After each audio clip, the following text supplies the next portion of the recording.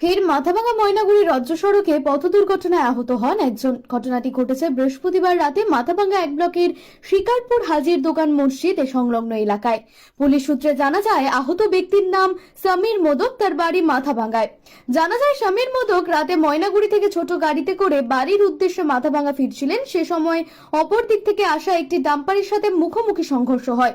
ঘটনায় গুরুতর জখম হয় সমীর মোদক। তড়িঘড়ি তাকে উদ্ধার করে মাথাভাঙা মহকুমা হাসপাতালে নিয়ে আসা হয়। যখন গুরুতর থাকায় উন্নত চিকিৎসার জন্য অন্যত্র স্থানান্তরিত করা হয়েছে তাকে। দুর্ঘটনার ফলে ছোট গাড়ির সামনের অংশ দুমড়ে মুচড়ে যায়। ঘটনার খবর পেয়ে ঘটনাস্থলে ছুটে যায় মাথাভাঙা থানার পুলিশ। পুলিশ দুর্ঘটনাগ্রস্ত গাড়িটি দুটিকে উদ্ধার করে ঘটনার তদন্ত শুরু করেছে।